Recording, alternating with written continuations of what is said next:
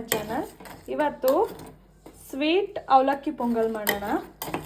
ನಾನಿಲ್ಲಿ ಬೆಲ್ಲನ ಸ್ವಲ್ಪ ನೀರು ಹಾಕಿ ಕರಗ್ಸಕ್ಕೆ ಇಟ್ಟಿದ್ದೀನಿ. ಸೋಸ್ಕೊಳ್ಳೋಣ, ಯಾಕಂದರೆ ಕಲ್ಲು ಏನಾದರೂ ಇದ್ದರೆ ಬೆಲ್ಲ ಸೋಸ್ಕೊತಿದ್ದೀನಿ. ನಾನಿಲ್ಲಿ 1 ಕಪ್ ಅವಲಕ್ಕಿಗೆ ತೊಗೊಂಡಿದ್ದೀನಿ. ನೀರು ಹಾಕಿ ಚೆನ್ನಾಗಿ ವಾಶ್ ಮಾಡ್ಕೊಳ್ಳಿ.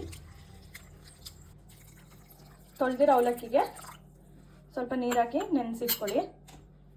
ಒಂದು ನಿಮಿಷ ನೆನೆಸಿದ್ರೆ ಸಾಕಿದ್ದೀನಿ.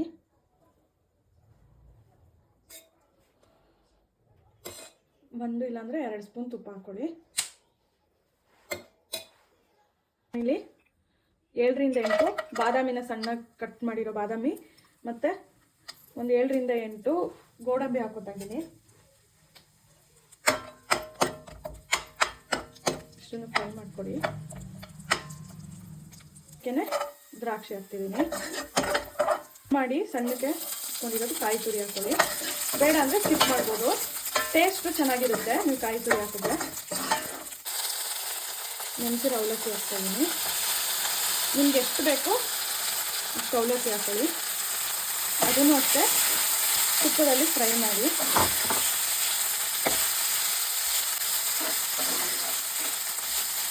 ಎರಡು ನಿಮಿಷ ಅವಲಕ್ಕಿನೂ ಹಾಗೆ ಫ್ರೈ ಮಾಡ್ಕೊಳ್ಳಿ.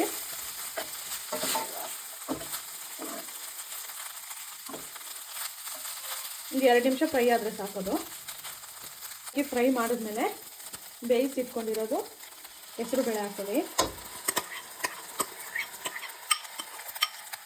ನಾರ್ಮಲ್ ಅಕ್ಕಿ ಅನ್ನ ಹಾಕಿ ಪೊಂಗಲ್ ಮಾಡೋದು ಅವಲಕ್ಕಿ ಪೊಂಗಲ್ ಈ ಥರ ಫ್ರೈ ಮಾಡಿ ಒಂದ್ಸಲ. ಟೇಸ್ಟು ತುಂಬ ಚೆನ್ನಾಗಿ ಬರುತ್ತೆ. ನೀವು ನೀರು ಹಾಕೊಳ್ಳಿ, ಯಾಕಂದರೆ ಅವಲಕ್ಕಿ ಬೇಯಬೇಕು. ನಾನಿಲ್ಲಿ ಹೆಸರು ಬೇಳೆ ಬೇಯಿಸಿ ಇಟ್ಕೊಂಡಿದ್ನಲ್ಲ ಅದೇ ನೀರನ್ನೇ ಹಾಕ್ತಾಯಿದ್ದೀನಿ. ಮುಚ್ಚಳ ಕ್ಲೋಸ್ ಮಾಡಿ ಒಂದು 2 ನಿಮಿಷ ಅವಲಕ್ಕಿ ಬೇಯಲಿಕ್ಕೆ ಬಿಡಿ. ಅವಲಕ್ಕಿ ಸ್ವಲ್ಪ ಬೆಂದಿದೆ.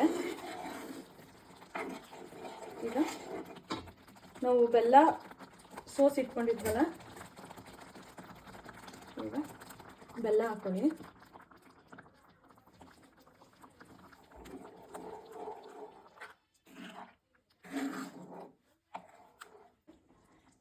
ಏಲಕ್ಕಿ ಹಾಕ್ತಿದ್ದೀನಿ ಮತ್ತು 2 ಲವಂಗ ಹಾಕ್ತಾಯಿದ್ದೀನಿ. ಲವಂಗ ಏನಕ್ಕೆ ಹಾಕೋದಪ್ಪ ಅಂತಂದರೆ ಯಾವುದೇ ಸ್ವೀಟ್ಗೆ ಆದ್ರೂ ಲವಂಗ ಹಾಕೋದ್ರಿಂದ ಟೇಸ್ಟ್ ತುಂಬ ಟೇಸ್ಟ್ ಚೆನ್ನಾಗಿ ಕೊಡುತ್ತೆ.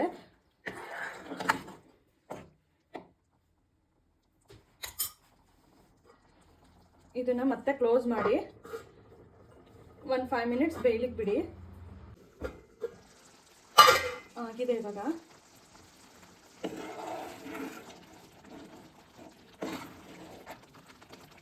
ಸ್ವಲ್ಪ ಹೊತ್ತು ಬಿಟ್ಟರೆ ಸ್ವಲ್ಪ ಗಟ್ಟಿ ಆಗುತ್ತೆ ಹೆಸರು ಬೇಳೆ ಹಾಕಿರೋದ್ರಿಂದ.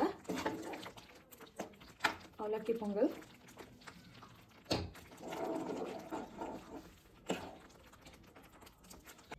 ರೆಗ್ಯುಲರ್ ಪೊಂಗಲ್ ಮಾಡೋದನ್ನ ಬಿಟ್ಟು ಈ ಥರ ಒಂದು ರೆಸಿಪಿನ ಟ್ರೈ ಮಾಡಿ. ಆ್ಯಂಡ್ ರೆಸಿಪಿ ಇಷ್ಟ ಆಗಿದ್ರೆ ಲೈಕ್ ಮಾಡಿ. ಒಂದ್ಸಲ ಮನೇಲಿ ಈ ಥರ ಟ್ರೈ ಮಾಡಿ, ಡಿಫ್ರೆಂಟಾಗಿರುತ್ತೆ ಆ್ಯಂಡ್ ಮಕ್ಳಿಗೂ ಇಷ್ಟ ಆಗುತ್ತೆ. ಮನೇಲಿ ಟ್ರೈ ಮಾಡಿ. ಈ ರೆಸಿಪಿ ನಿಮಗೂ ಇಷ್ಟ ಆದರೆ ನನ್ನ ಚಾನಲ್ನ ಸಬ್ಸ್ಕ್ರೈಬ್ ಮಾಡಿ, ವಿಡಿಯೋ ಲೈಕ್ ಮಾಡಿ, ಶೇರ್ ಮಾಡಿ ಆ್ಯಂಡ್ ನೆಕ್ಸ್ಟ್ ರೆಸಿಪಿಗೆ ನನಗೆ ಕಮೆಂಟ್ ಮಾಡಿ. ವೆರಿ ಟೇಸ್ಟಿ ಆ್ಯಂಡ್ ಸಿಂಪಲ್ ಅವಲಕ್ಕಿ ಸ್ವೀಟ್ ಪೊಂಗಲ್ ಟ್ರೈ ಮಾಡಿ. ಹೇಗಿತ್ತು ಅಂತ ಕಮೆಂಟ್ ಮಾಡಿ. Thank you.